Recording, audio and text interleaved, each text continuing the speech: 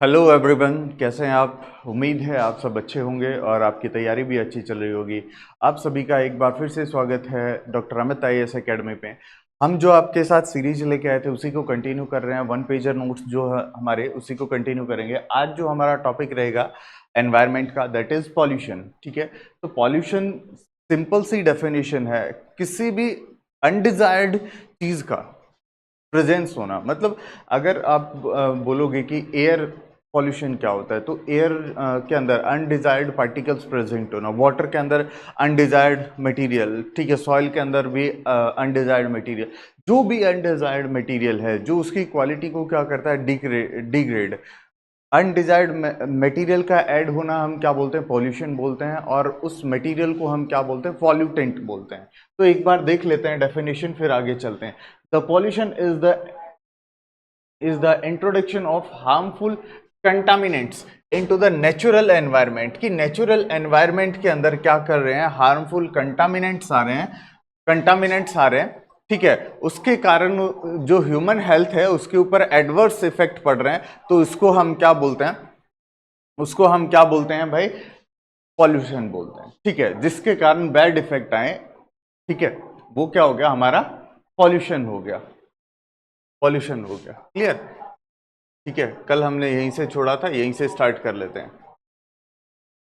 अब देखिए, वो कुछ भी पॉल्यूशन किसी भी तरीके का हो सकता है। May be that is air pollution, water, soil, noise, light pollution, कुछ भी हो सकता है। ठीक है,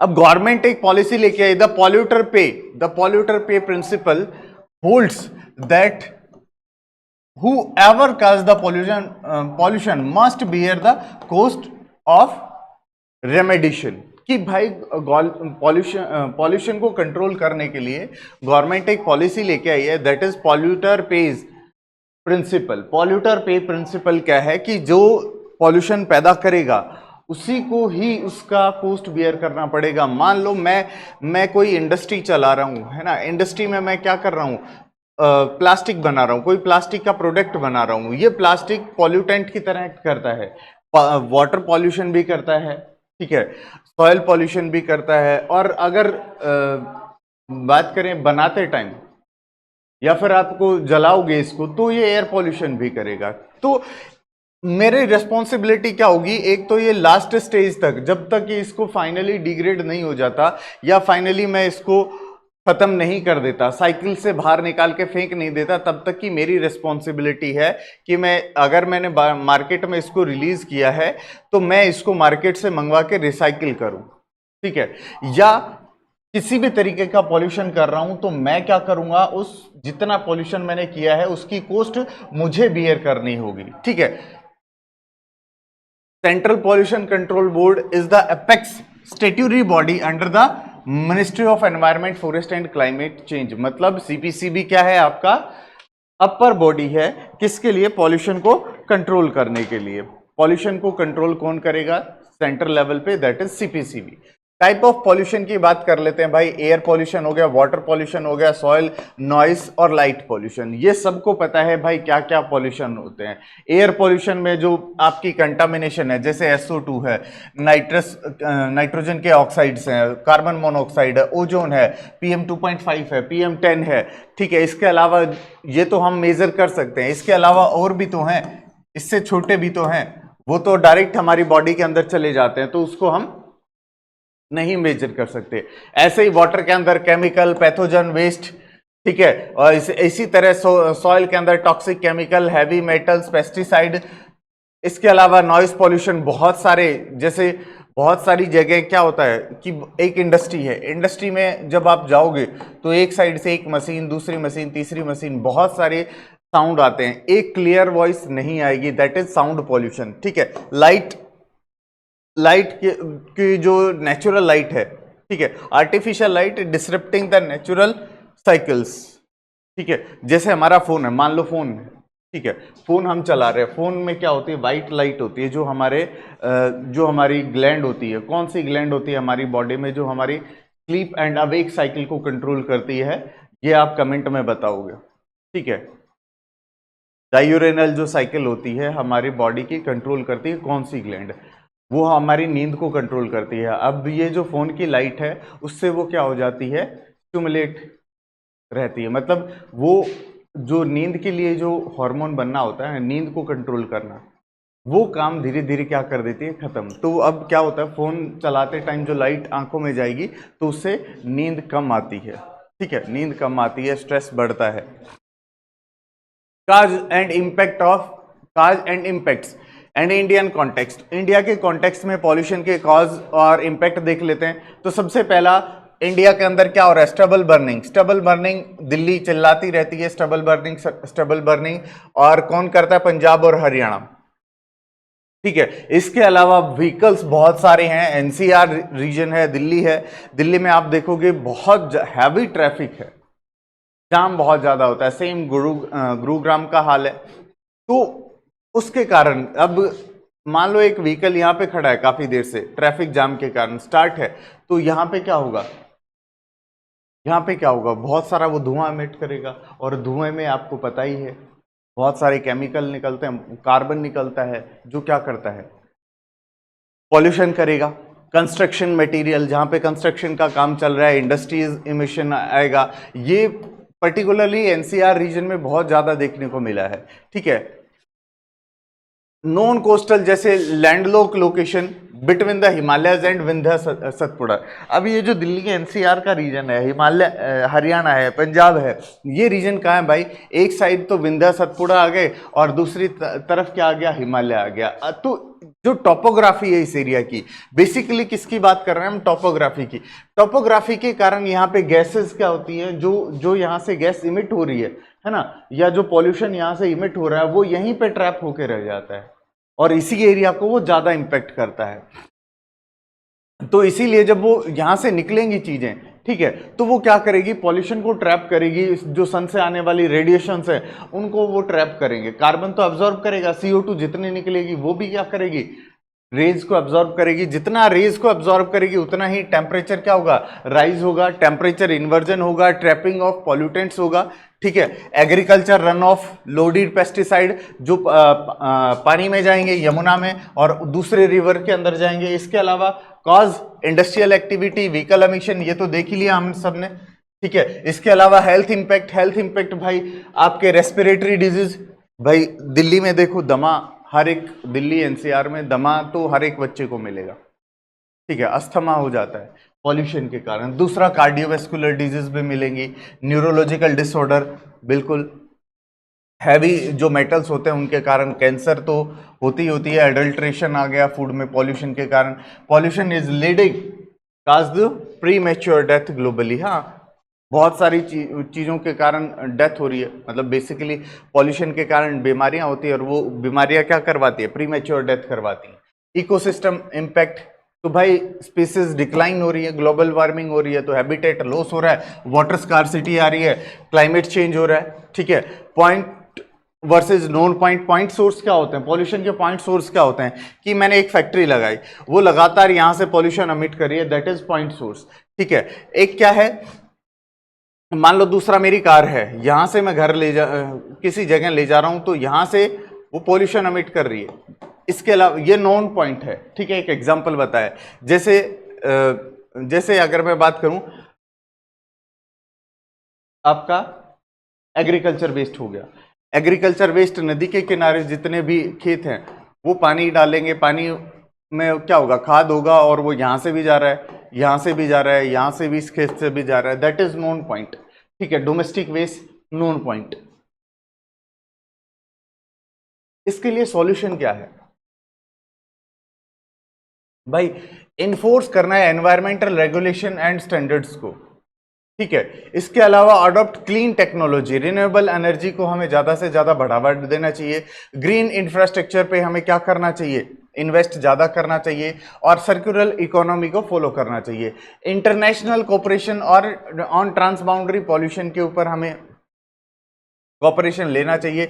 पब्लिक अवेयरनेस हमें फैलानी चाहिए। नेक्स्ट अगर मैं बात करूं, आपका करंट अपडेट जो NCAP है 2026 में 40% of PM10 reduction target for non attainment cities under the evaluation कि भाई PM10 को 40% कम करेंगे वो, ठीक है, टारगेट लिया। यूएन ग्लोबल प्लास्टिक ट्रीटी, तो लीगली बाइंडिंग है ये कि भाई हर एक मेंबर जो भी आएगा इसके अंदर वो प्लास्टिक को क्या करेगा, कम करेगा, फेज आउट करने की बात कर रहा है। India focusing on SUP elimination, मतलब सिंगल यूज प्लास्टिक एलिमिनेशन। अभी पीछे रूल आया था सिंगल यूज प्लास्टिक बैन करने का कि आपका डिस्पोजल हो गया, चम्मच हो गई, है ना, वो बैन करने की बात की। दैट इज नेक्स्ट आपका क्या है, CAQM, integrated with AI into the GRAP, जो ग्रैप है for NCR productivity bench the 3 to 4 days advance. Singapore converts waste into electricity. अभी हमने देखा कि वेस्ट को हम इलेक्ट्रिसिटी में कैसे, लास्ट वाले टॉपिक में देखा था हमने कि वेस्ट से हम, एग्रीकल्चर वेस्ट से हम इलेक्ट्रिसिटी जनरेट कर सकते हैं, पावर में उसको यूज कर सकते हैं, ठीक है। ओड इवन रूल जो दिल्ली में चला ही है, ठीक है।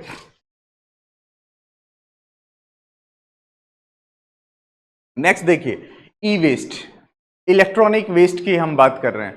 जितना भी इलेक्ट्रॉनिक इक्विपमेंट्स है, इलेक्ट्रिकल और इलेक्ट्रॉनिक इक्विपमेंट्स जो भी खराब हो गया, वहां से जो वेस्ट निकलेगा दैट इज आपका ई वेस्ट, ठीक है। ई वेस्ट है encompasses all the electrical and electronic equipments that is discarded, खराब हो गए, फेंक दिए हमने, no longer functional, जिनका फंक्शन ही खत्म हो गया, अभी वो कोई काम के नहीं है, हमारे किसी भी काम के नहीं है, तो फेंक दो उनको, ठीक है। इंक्लूडिंग कुछ भी हो सकता है, ये अप्लायंसेज हो सकते हैं, IT और कम्युनिकेशन डिवाइसेस हो सकते हैं, जैसे आपकी IT कंपनी है, ठीक है। IT कंपनी 15-20 नहीं, 5-6 साल में आपके सारे लैपटॉप और वो जितने भी आपके PC होते हैं सब चेंज कर देती हैं, क्योंकि वो क्या होता है, खराब हो जाता है, ठीक है। इसके अलावा मेडिकल इक्विपमेंट्स हो गए, जो कंज्यूमर इलेक्ट्रॉनिक्स है वो हो गए, जितना भी जो निकलता है, जितना भी निकलेगा दैट इज ई वेस्ट, ठीक है। ई वेस्ट को मैनेजमेंट करने की जरूरत क्यों है? सबसे पहला एनवायरमेंट रिस्क, तो ये तो आपको पता है कि ये नॉन बायोडिग्रेडेबल है ना। इसके अलावा हेल्थ हजार्ड, क्योंकि जो इलेक्ट्रॉनिक वेस्ट आएगा उसमें बहुत सारे अलग अलग तरीके के केमिकल आते हैं,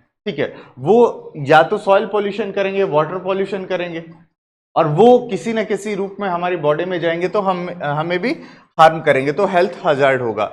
economic benefit for recovering of value material, कि भाई अगर आप उसको क्या करते हो, रिसाइकिल करते हो, उसमें से अच्छी अच्छी चीजें छांट के निकाल लेते हो और वेस्ट को हटा देते हो, अच्छे से डिकम्पोज कर देते हो, अच्छे से डिस्पोज ऑफ कर देते हो, जो भी है उसको रिसाइकिल भी कर लेते हो। अब रिसाइकिल करने से क्या हो गया, आपके पास फिर से वो मटेरियल आ गया, आप उसी मटेरियल को दोबारा से यूज कर सकते हो, तो इकोनॉमिक बेनिफिट हो गया आपका। लैंडफिल स्पेस, की जो आपका जो वेस्ट बच गया ना, उसको हम किस में यूज कर सकते हैं, लैंडफिल में यूज कर सकते हैं, लैंडफिल में यूज कर सकते हैं। Reason for e waste generation क्या है, क्या रीजन है ई वेस्ट इतनी जल्दी जल्दी क्यों प्रोड्यूस हो रहा है? तो भाई सबसे बड़ी जो चीज है दैट इज अपग्रेडेशन। हर चीज का आज के दिन देखो, हर चीज का अपग्रेडेशन है। पहले जो फोन आते थे, आज के दिन वो फोन किसी काम के नहीं है, क्योंकि वो आउट ऑफ टेक्नोलॉजी हो गए। जो चीज आउट ऑफ टेक्नोलॉजी हो गई वो कोई काम की नहीं है, ठीक है।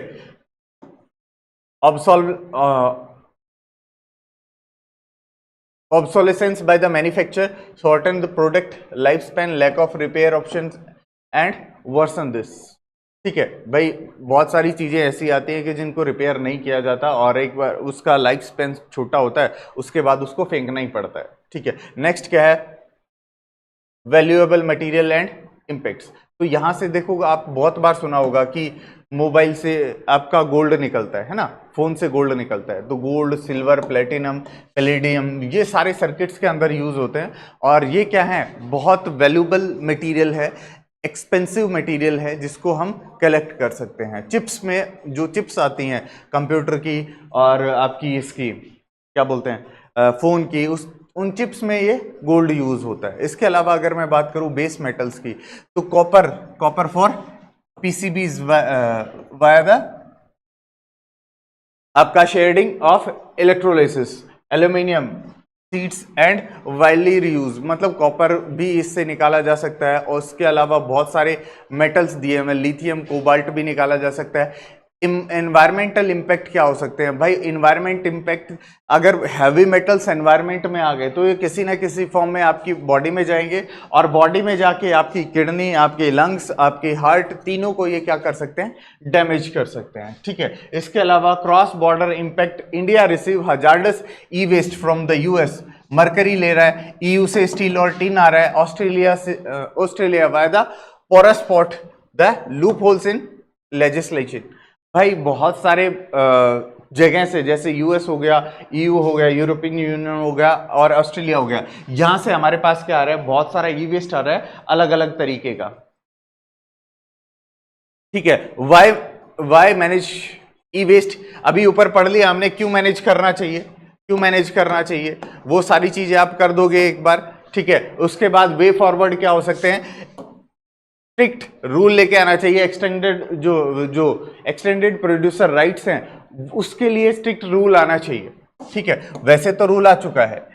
इसके अलावा formalize informal sector, training licence देना चाहिए, ट्रेनिंग देनी चाहिए कॉर्पोरेट्स में। ठीक है, कि चीजों को कैसे रीयूज किया जाए, कैसे इस वेस्ट को मिनिमाइज किया जाए। इसके अलावा राइट टू रिपेयर ऑलरेडी आ चुका है। AI and internet of things based जो डिजिटल ट्रैकिंग है ई वेस्ट की, सप्लाई चेन की, वो ट्रैक करनी चाहिए हमें। नेक्स्ट क्या है? E waste management in India. India के अंदर ई वेस्ट देख लिया हमने, अब ई वेस्ट को मैनेज कैसे करेंगे वो देखते हैं।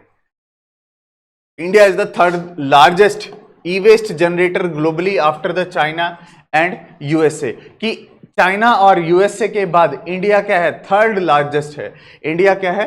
थर्ड लार्जेस्ट ई वेस्ट का प्रोड्यूसर है। E waste formally recycled rose from 22% in 2019-20 से अभी 2023-24 में कितना हो गया?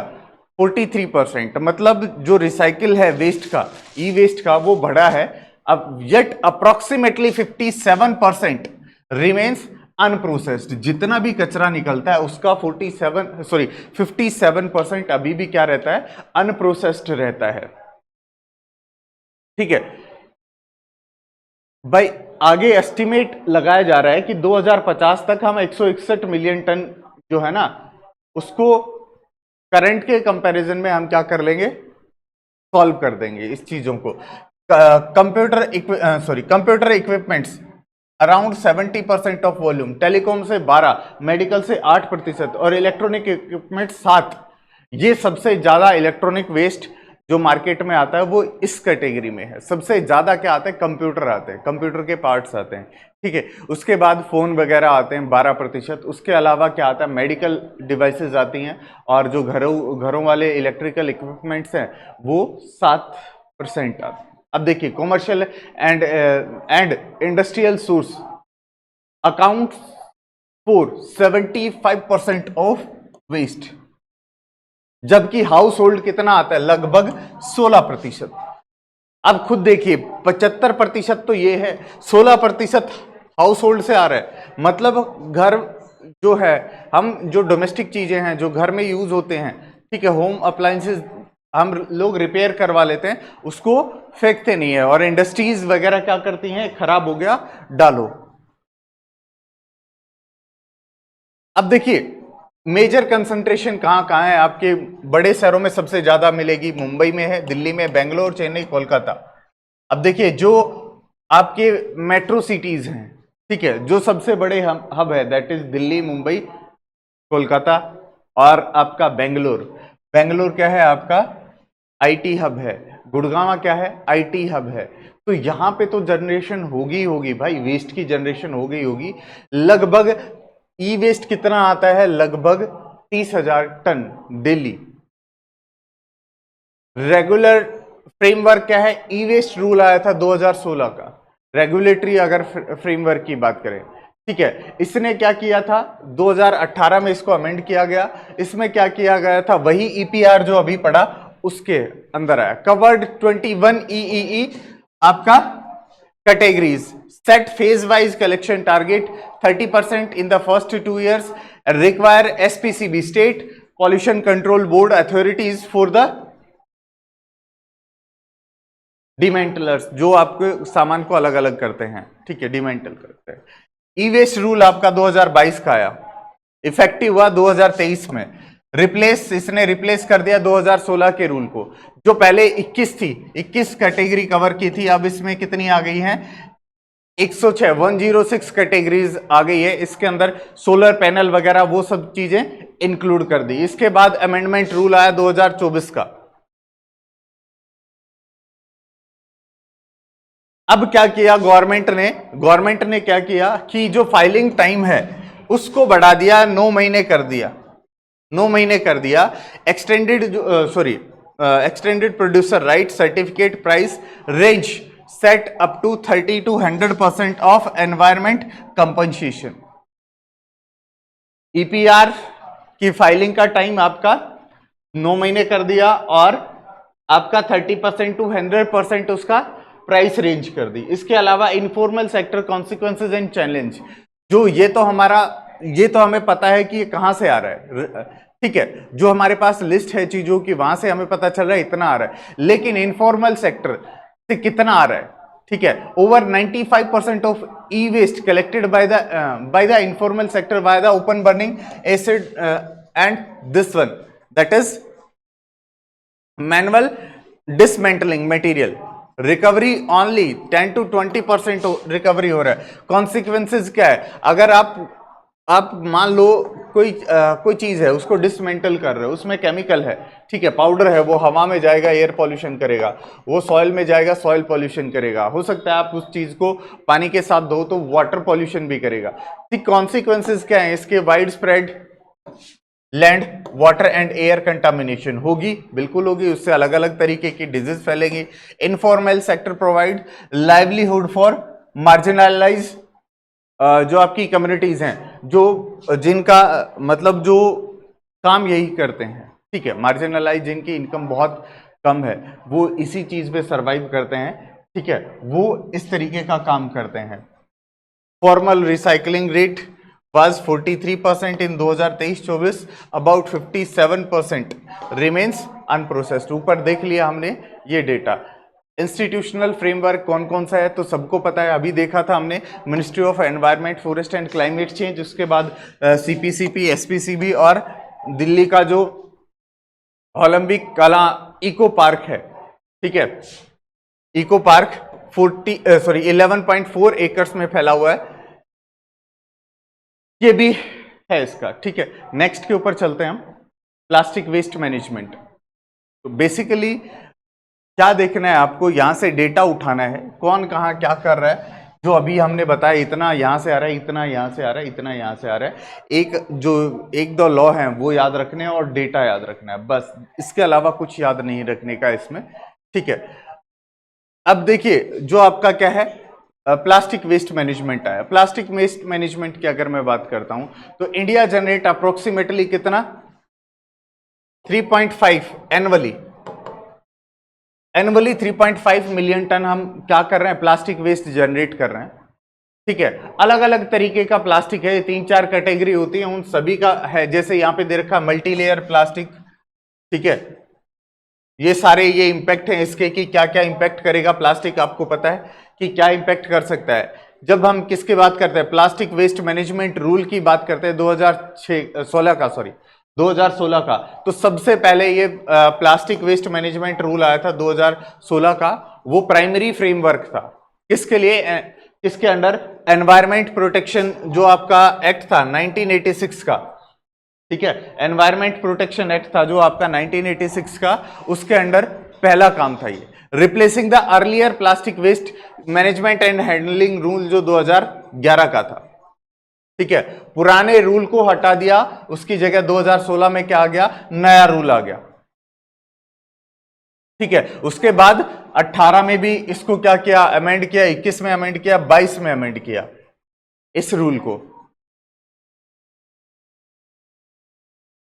अब देखो यहां पे क्या मिला है, कुछ एग्जेम्पशन मिला है, एग्जेम्पशन स्कोप है किसके, from urban to rural area, शहरों में उतनी छूट नहीं है जितनी गांव के एरिया में है, ठीक है। और यहीं पे आपका क्या है, ईपीआर है। ईपीआर है जो पहले भी हमने थोड़ी देर पहले भी डिस्कस किया था कि ईपीआर क्या होता है। Progressively rise thickness from 40 microns to 50 microns and 75 microns and 120 microns for carry bags. दिसंबर 2022 में इसको कितना कर दिया, 120 माइक्रोन्स का कर दिया। मतलब क्या है कि पहले 40 माइक्रोन्स का होता था 2011 में जो कैरी बैग आता था, फिर उसको क्या किया 50 माइक्रोन का किया, फिर 75 माइक्रोन का कर दिया, और अभी दिसंबर 2022 के बाद उसकी कितनी थिकनेस कर दी है, लगभग आप देखोगे 120 माइक्रोन्स, 120 माइक्रोन, ठीक है।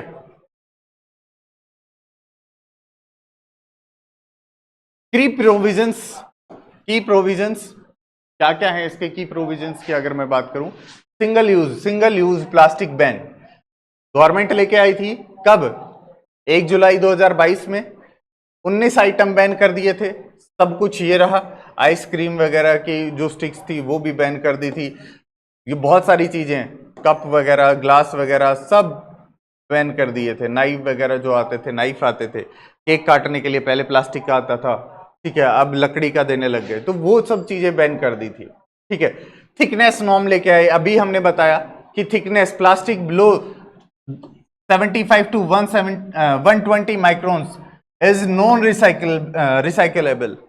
मतलब अगर 40 माइक्रोन्स का है तो वो नॉन रिसाइकलिंग में जाएगा, मतलब उसको रिसाइकल नहीं किया जा सकता, इसीलिए उसकी जो थिकनेस है उसको बढ़ाया गया है, ठीक है। ईपीआर अभी बात कर रहे थे हम, ईपीआर एक्सटेंडेड प्रोड्यूसर राइट, जो पैदा कर रहा है, जो पॉलीथीन बना रहा है, वही उसको क्या करेगा, कलेक्ट करेगा, और जो भी पॉल्यूशन होगा उसकी रिस्पॉन्सिबिलिटी उसी की होगी।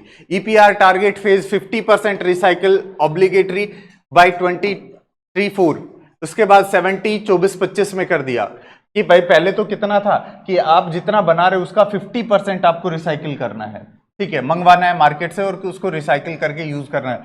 2024-25 में क्या कर दिया कि भाई अब आपको क्या करना है,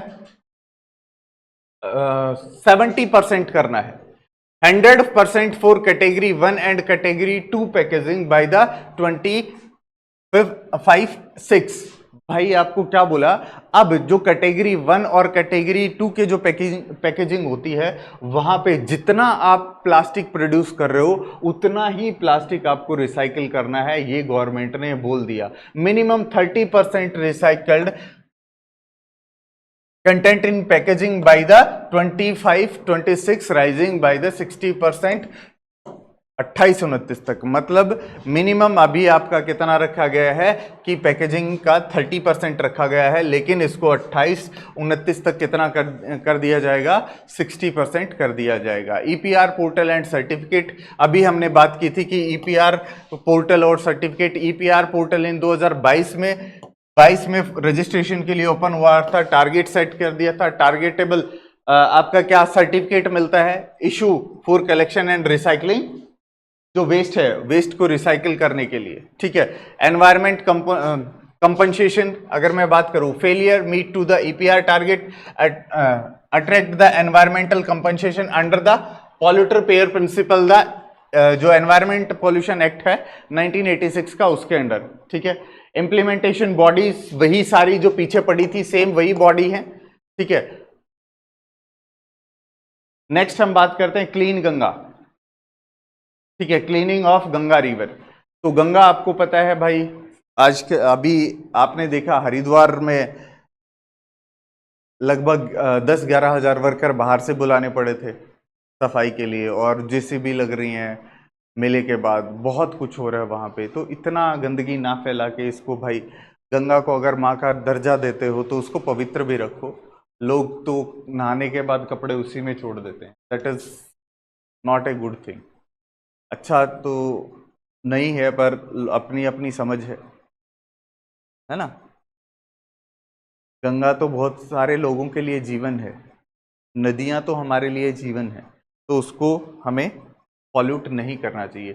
Ganga is among India's largest river flowing 2500 kilometre, कहाँ से, गोमुख उत्तराखंड के अंदर, और ये कहाँ पहुंचती है, बे ऑफ बंगाल में पहुंचती है। The basin cover 27% of India's land mass, support 47% of population across the 11 states. By 2010, approximately 1.4 billion liters untreated waste entered the river daily. लगभग 4.1 बिलियन लीटर अनट्रीटेड वेस्ट। अभी आप देखो ना, गंगा में पहले जो डॉल्फिन होती थी, गंगाटिक डॉल्फिन जिनको बोला जाता है, सुसु अंधी जो होती हैं, सुसु करके चलती हैं, ठीक है, वो गायब हो गई थी, फिर से आ गई। अभी जो फिश है ना गंगा में, फिश छोटी छोटी जो फिश थी, हिल्सा फिश दोबारा आ गई हैं गंगा में। तो मतलब ये है कि पॉल्यूशन का लेवल धीरे धीरे गंगा में कम हो रहा है।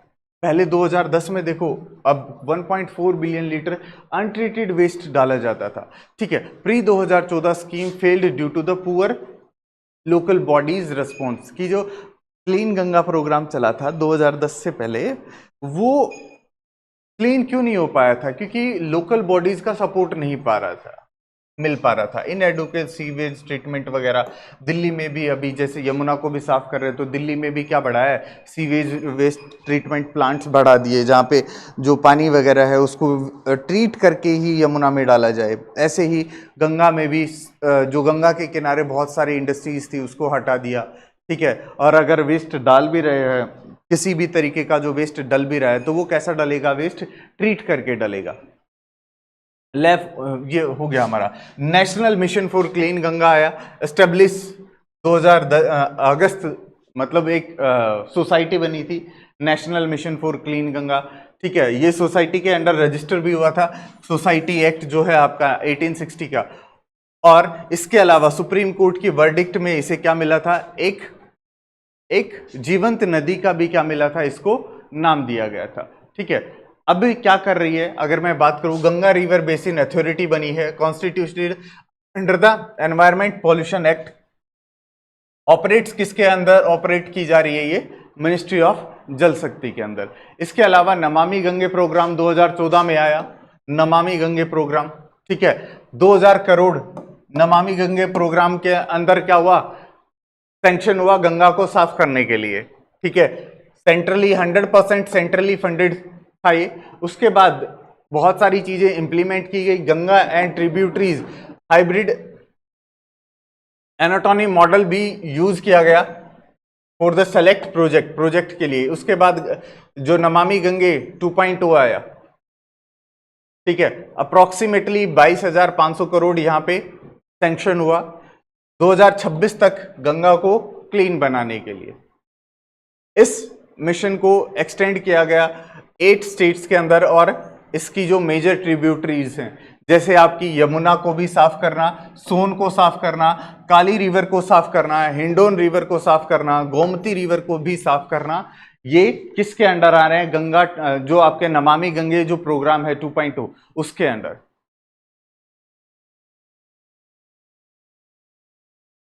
ठीक है। इसके अलावा यूएन ने भी इस नमामि गंगे प्रोग्राम को वर्ल्ड के टॉप 10 रिस्टोरेशन फ्लैगशिप प्रोग्राम में से एक बताया है। नमामि गंगे प्रोग्राम को यूएन ने भी क्या कहा है कि आप का जो प्रोग्राम है वो वर्ल्ड के टॉप 10 जो प्रोग्राम चले हुए हैं, ठीक है, रिस्टोरेशन प्रोग्राम, उनमें से एक है। 5 पिलर एंड की फीचर्स। तो सबसे पहला निर्मल गंगा, अविरल गंगा, जन गंगा, ज्ञान गंगा और अर्थ गंगा, ये 5 पिलर हैं। इनको कभी मत भूलना। अगर गंगा के बारे में आता है तो ये 5 पिलर गांठ बांध के लिख लो। ये 5 जो पिलर हैं वो मोस्ट इंपॉर्टेंट है इस प्रोग्राम के बारे में। इस पूरे में जो सबसे ज्यादा इंपॉर्टेंट है that is this one.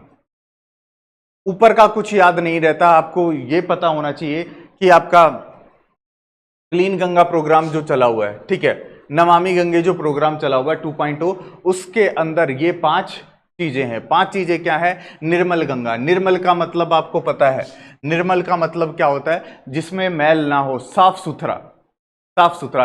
Setting up the sewage treatment infrastructure, monitoring industrial effluent, river surface cleaning. बात आई समझ। अविरल गंगा, अविरल गंगा की जिसके अंदर प्रतिरोध ना हो, मतलब जो उसका फ्लो है वो ब्रेक ना हो, कंटिन्यूअस फ्लो, कंटिन्यूअस फ्लो जो लगातार बहती रही हो। Afforestation along the river bank, biodiversity conservation, ecological flow maintain करना। ठीक है, उसके बाद जनगंगा। जनगंगा मतलब इस गंगा को साफ करने के लिए वहां के लोकल लोगों की भागीदारी, वहां के लोकल लोगों की भागीदारी, that is public participation, public participation through the community driven programme and Ganga ग्राम्स। नेक्स्ट क्या है, ज्ञान गंगा। ज्ञान गंगा, ज्ञान से ही आप समझ रहे हो कि यहां पे नॉलेज और रिसर्च की बात की जाएगी, that is knowledge and research through the Ganga knowledge centre and C Ganga, centre for Ganga river basin management studies establish in 2016। Next one and last one, that is the earth Ganga. Earth Ganga का मतलब क्या हो गया, ये कब ऐड हुआ है, चौथा पिलर कब, सॉरी पांचवा पिलर कब ऐड हुआ है, 2019 में। Sustained economic development through the zero budget natural farming with the 10 kilometres of the river, कि भाई आपका नेचुरल जीरो बजट फार्मिंग करनी है। ठीक है, गोवर्धन स्कीम हो गया, मतलब आपका अर्थ गंगा पृथ्वी से जुड़ी हुई साफ सुथरी चीजें लेके आना, एनवायरमेंट को हार्म नहीं करना। ठीक है, प्रोग्रेस और सिग्निफिकेंस देखें, नमामि गंगे प्रोग्राम को एक्सटेंड किया गया, इसकी ट्रिब्यूटरीज 8 स्टेट के डिस्ट्रिक्ट गंगा कमेटी बनी है। ठीक है, सीपीसी भी मॉनिटर कर रहा है वाटर की क्वालिटी। यूएन ने इसको क्या किया है, टॉप 10 रिस्टोरेशन फ्लैग में शामिल किया गया है। 1500 प्लस एफपीओज जहां पे जल्द प्लेटफॉर्म इंटीग्रेटेड ये किए गए हैं। ठीक है, इसके अलावा यमुना में भी देखोगे, यमुना में आजकल दिल्ली में आपने देखा है कि नई गवर्नमेंट आने के बाद घाट पे आरती होने लग गई है, यमुना घाट पे रोज शाम को। वो क्यों है कि लोगों की मेंटलिटी बदलने के लिए कि गंगा को पॉल्यूट, यमुना को पॉल्यूट ना करें। गंगा हमारी माँ है तो यमुना भी माँ है ना। इंडियन माइथोलॉजी में क्या कहा गया है कि गंगा और यमुना पवित्र नदियां हैं। एंशियंट में तो सरस्वती का मिलता है हमें, लेकिन कहा जाता है ऐसा कि गंगा पवित्र है, गंगा अच्छी है, गंगा हमारी माता है ना। माता क्यों कहा कि क्योंकि ये भाई लाइफ लाइन है, लाइफ लाइन है। तो आज के लिए इतना ही, आज के लिए इतना ही। कल मिलते हैं नेक्स्ट वीडियो में नेक्स्ट चैप्टर्स के साथ।